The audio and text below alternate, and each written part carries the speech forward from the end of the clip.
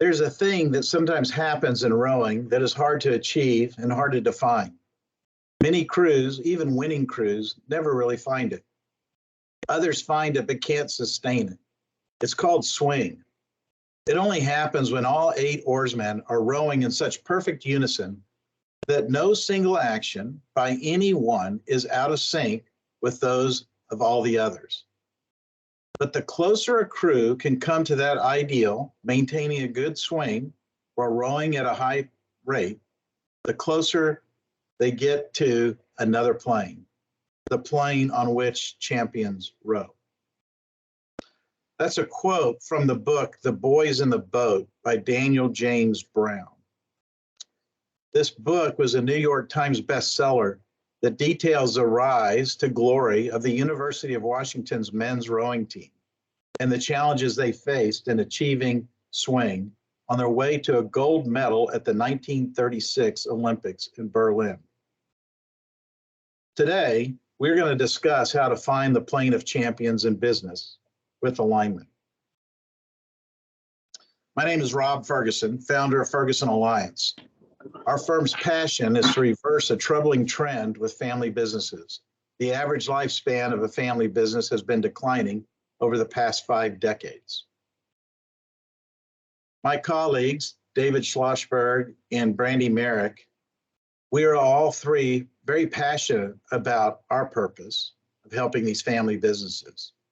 We have multiple decades in family businesses as executives, shareholders, and board members. This webinar is a continuation of our Prosperity Plan series for family business. Today, we'll be talking about gaining alignment in a family business with all stakeholders. I intend to demonstrate the power of alignment to a purpose and vision, that is actually more powerful and more sustainable than having a perfectly written purpose and vision statement. I also will provide practical examples on the steps to take in gaining alignment in your organization. Our roadmap for today will begin with a quick review of the family business life cycle and our prosperity plan. If you'd like more information about that, we have an entire webinar devoted to it. You can find it on our website at ferguson-alliance.com. Today, we're going to focus on the final step of the legacy pillar of the prosperity plan, which is gaining and maintaining alignment in your business. If you have a question, please type it into the chat. Brandy is online and she's going to be monitoring chat. She's really good at interrupting me. So if it's appropriate, she'll interrupt me and we'll address the question at that time. So family business prosperity, from our perspective, is very different from what Webster tells us. It is what you, the business owner, declares.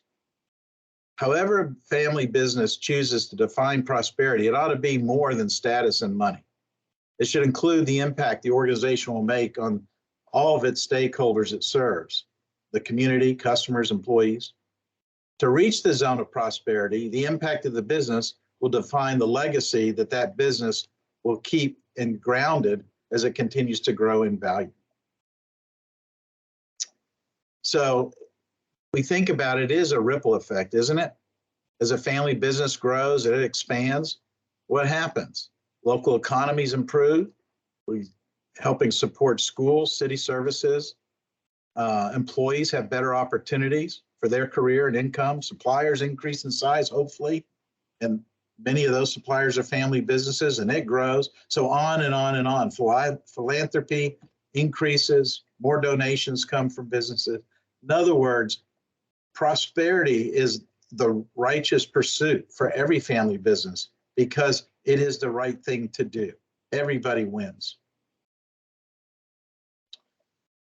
Now, every organization has a natural and predictable life cycle. If you've joined past webinars, I know this is a review for you, so we're not going to spend too much time on this life cycle. But the organization's life cycle is based on time and growth. By analyzing it, we can predict the problems an organization will face and determine how best to deal with those problems. So let's look at the first stage. That's the infancy stage. You know, it's very risky. There's negative cash flow. There's no management debt. But as that company grows and over time, it moves into what we call the youthful stage. And in the youthful stage, it's kind of like the teenager years. There's too many things to do, too many distractions. We're very reactive. We have overlapping tasks, and we really struggle to delegate. But then as the company grows and over time, more employees, we learn that we have to have more structure. We have to have more discipline. Eventually, the company can reach its place of prime. And in its place of prime is where we call it's found an ideal balance between structure and flexibility. Now, companies, particularly infants companies, can have a premature death. In fact, most startups don't make it past the third year. Notice that we have the middle-aged company at the peak. So prime is not at the peak. See, what happens with middle-aged companies is they are relying on their past successes for their future successes. You might hear at these middle-aged companies, if it ain't broke, don't fix it. We begin to focus more on how we got to where we are versus how we're going to get to where we're going. And without going into too much detail, if you don't have an intervention to move you back to prime, you begin down the downhill side of this slope. And we call this the first phase downhill, the senior phase. You're more focused on how you look. You're very financially driven. You're relying on the past for the future. And then very quickly, you can get to a stage of decay. People are looking for blaming folks for things not going right, lots of cost reductions, a lot of bureaucracy. This is where structure is overshadowing flexibility. And then obviously, when their business runs out of cash, you can't sustain it. So this is what we call our life cycle for businesses. Now, things do happen that get in the way of this life cycle, you know, death, maybe a divorce, so life events happen. We have a whole nother webinar series that we're going to be talking about the founder trap or the family trap. You can't get out of the business. So sometimes it just gets wound down, and a lot of times the owner's unfulfilled. So if we at Ferguson Alliance can intervene and really work with those companies that are middle-aged and getting them back to prime, or even youthful companies and getting them into prime, that's what we do to help break this this trend that we're seeing family businesses' life cycles diminishing. We also work with senior companies and maybe even some twilight companies if the management team, the owner, is of the right mindset that they have to do things different. That's why we call the prosperity zone. So how do you know you're in the prosperity zone? Certainly, there's a vibe. There's great things going on. So, yes, you have good financial results, but there's other things you see. Your team's working well together. You feel the buzz. However, it's also a very chaotic time. In fact, it's even challenging. It's because you're dealing, when you're in that prosperity zone, you've learned how to deal with the external changes and you've learned how to manage the internal changes because you've got really strong alignment. Now, there's no doubt there's numerous barriers to prosperity. We established last month's webinar that vision is crucial. In fact, it is utterly irreplaceable. No amount of execution or financial success can replace vision. Lack of alignment is the second most common barrier to prosperity. In a 2020 survey of more than 21,000 employees, research found that 71% of the employees said their managers were not aligned to the vision or purpose of the company. 71%. Imagine, as a CEO, as a business owner, 71% are not aligned to your vision of future success. Well, if that's the case, how are you going to achieve it? It'll be impossible. So how do you gain alignment to your vision of prosperity? Well, we have our model. And as you can see, it looks like a house. We call this, it's the family business treasury, so to speak. We believe prosperity is ultimately achieved and maintained when the family business legacy is integrated with the business growth direction and its overall value is created. See, we define legacy as the mark the business left on the world, and we see growth defined as increasing business impact that makes to its stakeholders. And value defines the overall richness or the overall health of the business. See, at Alliance, we believe that businesses are living organisms comprised of people, and we also believe businesses can live infinitely if the business has a dynamic shared vision, they have a strong organization structure, and a disciplined system for managing. All of this is established on a strong foundation of family values that are integrated into the business culture. So you kind of get to see how the house of prosperity is built. Now there's 9 key elements to reach prosperity once the mindset of business owners see prosperity more than just profit or individual success. So back on April 14th webinar, we talked about the first element of a shared vision, is making that big decision. Will you be a business first family or a family first business? Then last month, May 10th webinar, we focused on how an organization will impact the lives of its stakeholders. We discussed the 3 statements that fully articulate the impact that you desire: purpose, vision, and mission. So today, we're going to explore the signs present in a company that is lacking alignment. We will also review how to make sure that short-term priorities are contributing to your longer-term goals. We're going to share with you the magic of our alignment triangle and how to balance structure with flexibility.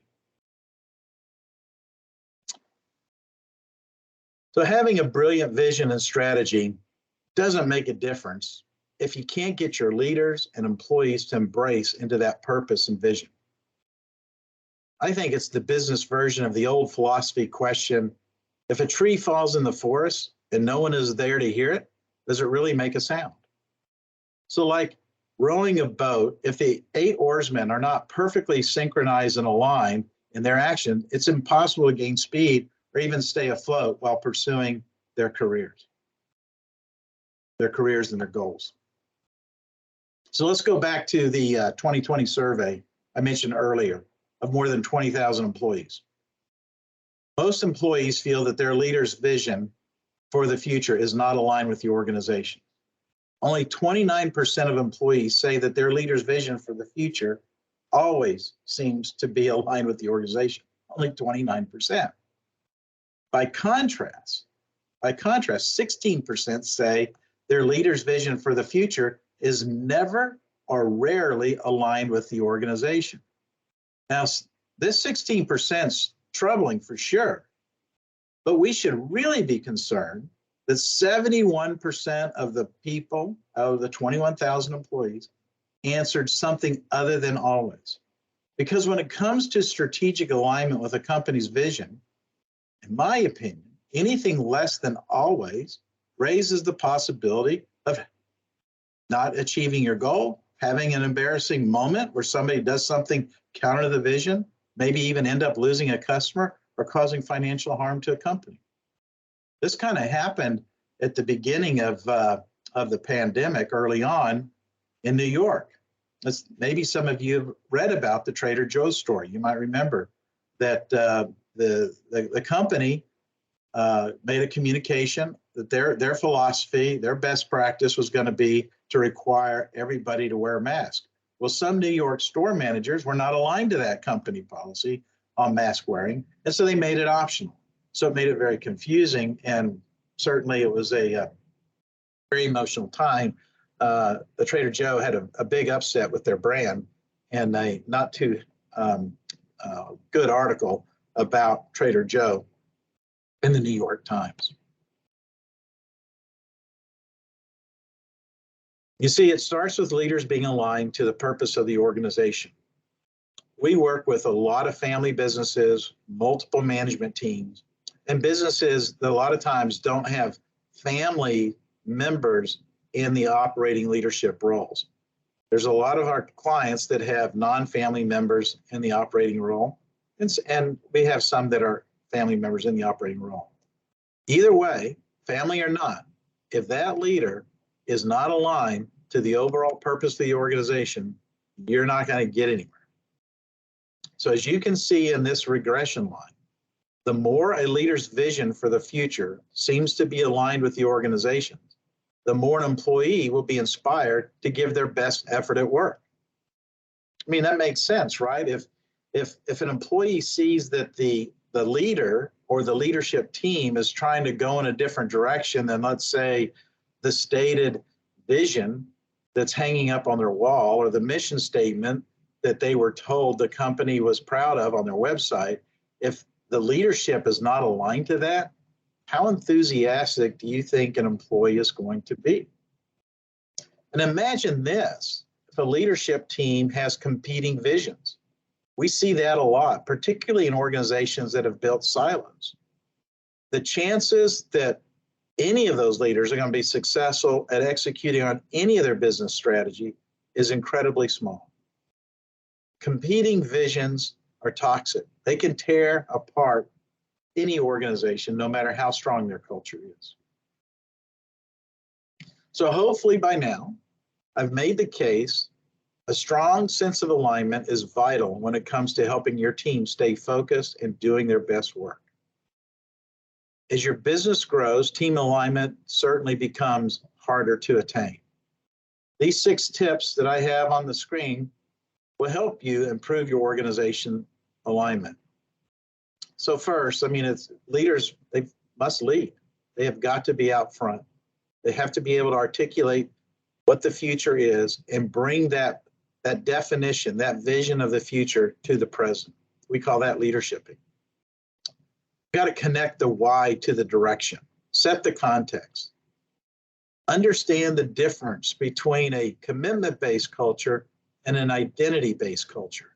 See, it's all where power lies. In a commitment-based culture, the power and the employee empowerment comes from the vision. In an identity-based culture, the power comes from an individual or a small group of individuals. Consistency and structure with intentional meetings. We're really big on structure, but we're also big on flexibility. But having a good recurring meeting structure with well laid out agendas, you can actually help increase alignment on a daily basis. Catch people doing it right, not wrong, is extremely important. And then lastly, particularly in family businesses, there's a hesitancy to be too transparent with the results of the business. But it's our belief, the more transparent you are, not just with financial numbers, but with marketing information, the higher level of accountability you'll get in your organization. And the higher level of accountability you get, you just continue to build more and more trust in the organization. And you have to have that trust in order to get that kind of alignment, like we saw with the 8 oarsmen in the boat. Okay, so here's the triangle, the alignment triangle. That's really a visual aid that our clients use. In fact, I was really pleased to see, I visited a former client. I went into their CFO's office just to check in, see how things were going, and she had this diagram on her desk. She was explaining she was preparing for a staff meeting. So that always makes us feel good when we leave something behind that has some value and use. All right, so the way to look at this triangle, the peak is certainly the most aspirational stretch and the longest time to achieve. And then the base of the triangle happens in the shortest amount of time and is very objective. So values are at the top. That's really what's defining your operating ethos, your beliefs, your core principles. It's what the company stands for. And purpose with vision, that defines what your long-term impact is going to be. Those certainly are always out there. They're 10, 15, 20 years. They hang around a long time. Hopefully, your purpose and vision can take you from one generation to the next. Now, the mission is a lot more near term. It's typically 3 to 5 years, and it clarifies what must be achieved to get closer to your vision. And the strategic intents really give you clarity on what the priorities are to get to the mission accomplished, and the goals measure your progress against those strategic intents. And then again, those are 3 to 5 years out. And then the key result areas, those are the short-term priorities. They typically are 3 months, maybe 12 months in length, but those are the initiatives or projects that are important in that moment to achieve that lines up to your strategic intents and your overall mission. And then everybody understands what your annual budgets and plans are for your business units, for your operating teams. And again, as you want your organization, as they're going about executing every day, every week, they're always got a line of sight to that long-term purpose and values. So we said it already a couple of times, as your business grows, team alignment gets harder and harder to attain. So what happens when you don't have alignment? I mean, it's pretty simple. Dysfunction. That's exactly what's going to happen. And dysfunction is a killer of performance. So more specifically, these signs that I have up here on the screen will tell you that you are not aligned. So as I'm going through this description, jot a few notes down. Ask yourself, how many of these up here on the screen are happening in my organization today? So the first one I have is people and teams setting their own goals. See, I think you know this, that people want to do a good job. They wake up in the morning, they come to work, not to figure out how to sabotage the business, but how to do a good job. But they can't do that when they don't know the direction of the company. When it's unclear what people are working towards, teams or even individuals just define it for themselves. And that's how you quickly get off track. Poor decision-making and lack of empowerment. This is where restricted transparency to the goals of the business really manifests into poor decision-making. See, information and decisions, when they're controlled by an individual or a limited few, you cannot empower, you cannot delegate. It's impossible, and you're going to have lack of alignment. Low trust and lack of accountability. A poorly aligned organization often creates this environment of, well, who did that? Who should we blame? It's an environment of recrimination and fear even, of repercussions, of speaking up. In other words, there's kind of this underlying tone of, I'm going along to get along. So low trust and lack of accountability is certainly a sign of not being aligned. Conflicts over priorities and resources. Typically, you hear conflict over people or money. So this certainly is going to lead to disharmony, people fighting for what they believe is right. And in the process, they're making the other person wrong instead of fighting for what is right, they should be. Work feels hard. There's a lack of progress and productivity. You see, without alignment, competition then turns internal instead of external. The team feels as though they must fight to move projects forward. It takes a lot of energy and leads to people feeling exhausted. There's this sense or feeling of taking 2 steps forward and 4 steps back. As soon as you feel you've made some progress, someone thwarts it. Workplace drama. Without aligned goals to focus on, employees start gossiping about others and creating rumors, tension. Ultimately, this creates an environment where people just don't want to stay. And that leads us to the last one, losing people. People want to work where they can feel proud of what they're doing, and they feel like they're part of a winning team. If employees don't feel a part of something, a cause, then there's no way to win without alignment. So think about it, your organization, and if you tick 1 or 2 of these, give us a call because you definitely have a lack of alignment. Let's get back to our rowboat example. Think about it. Everyone on the boat has a different role.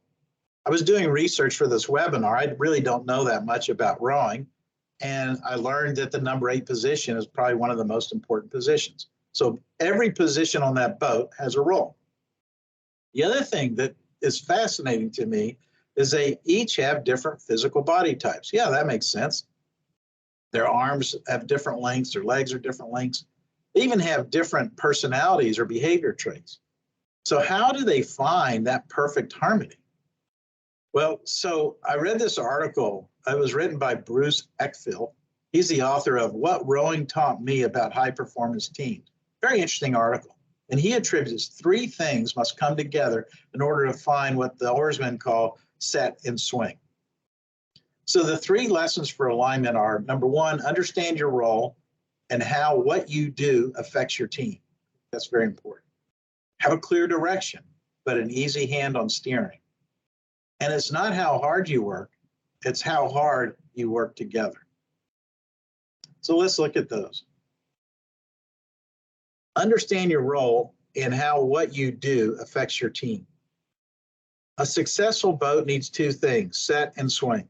Without these, the boat tips back and forth and jerks front and back, making it impossible to ever pick up any kind of momentum or speed. Imagine the difficulty of getting 8 guys or 8 women to swing 4-meter-long oars at 36 strokes a minute and stay afloat. It can't be easy. I mean, those boats are tiny. Look at the picture. I don't think I could even fit in one. In order to find the set and create swing, everyone must work together to balance the boat and have exact timing. Your hands must be exactly at the right height as you slide up to the catch. That's where the oar hits the water. Every oar must drop into the water at the exact precise same time. Everyone needs to pull at equal pressure, so some people are stronger than others.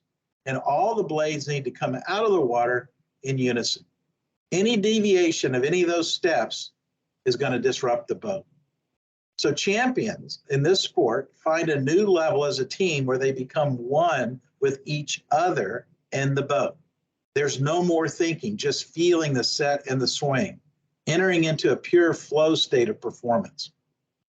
See, great teams find this flow and this rhythm to their work, and they develop this intuitive understanding of their role and how to make small incremental adjustments to deliver exceptional results.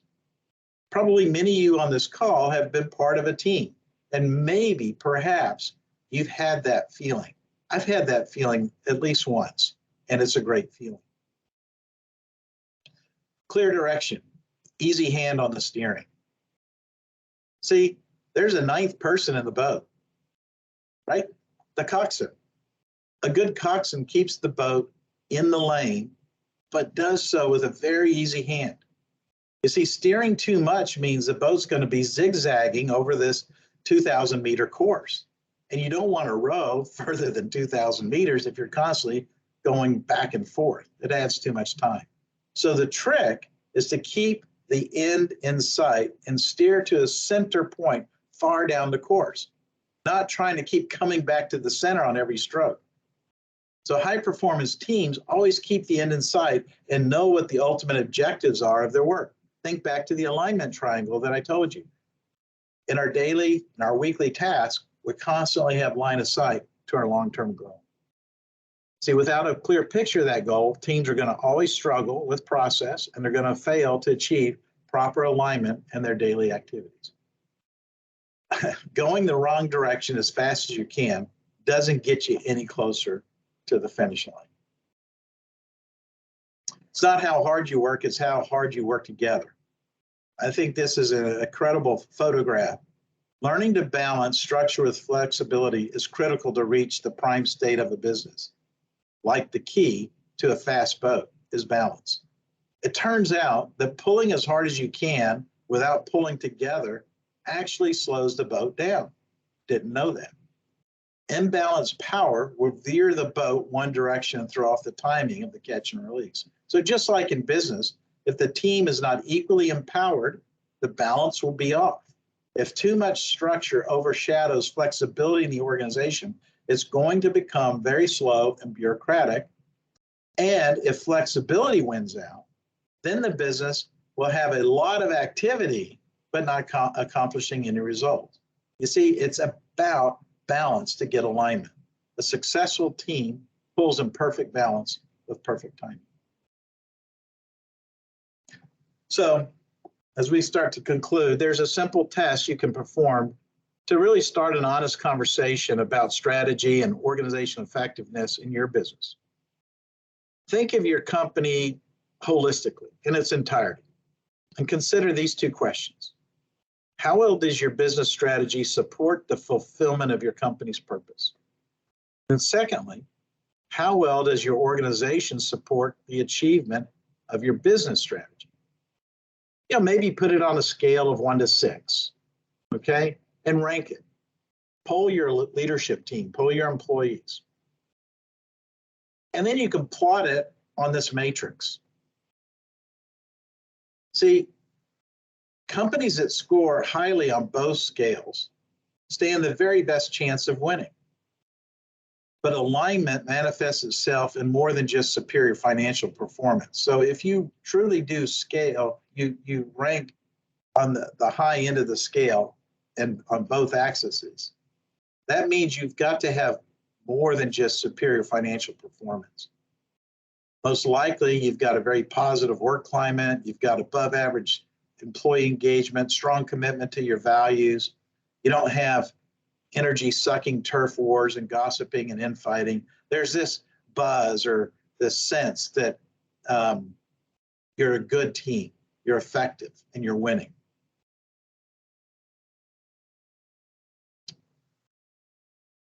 So if companies that score highly on the purpose and strategy alignment scale, but low on the strategy and organization scale, they're more or less incapable of getting their strategy implemented. You just can't do it. The performance penalty will manifest into, difficult customer attraction, maybe even difficult customer retention, higher than expected costs, dysfunction in your organization, and quite honestly, just underperformance. Businesses that have strong alignment between their strategy and organization, but weak alignment between strategy and purpose, are classified as boldly going nowhere. In our experience, there are many capable businesses with great people that lack a coherent, overarching purpose that helps guide shifts in their strategy.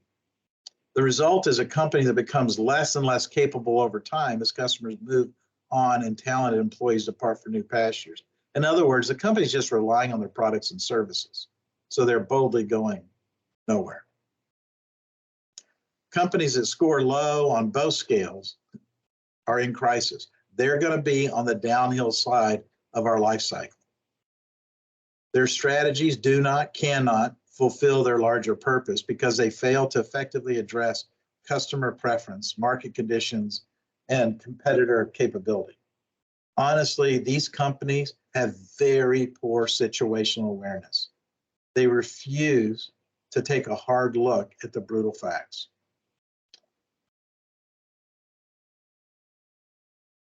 So hopefully, I've been able to put on a case that the best companies are the ones that are best aligned. In summary, your first step to prosperity is to decide if you will be a business first family or family first business. Next, you must go on a journey to discover the impact your business will have on the lives it serves. You do this by defining your business purpose, the why, the what, the how. Gaining alignment is maybe more important than perfectly written impact statements. Think of your purpose as the heart of your enterprise, the vision as the brain, and the mission are your hands and feet. Then think of alignment as a nerve system to make it all work. The shaping of your legacy will begin to become clearer, be positioned to grow once the vision is shared. If you'd like some help making the changes you need to make to reach a more prosperous state in your business, please give us a call or reach out to us by email. Our contact information is here on the screen. We'd love to talk to you. We've got more webinars coming. We're doing 2 webinars a month and several podcasts a month as well.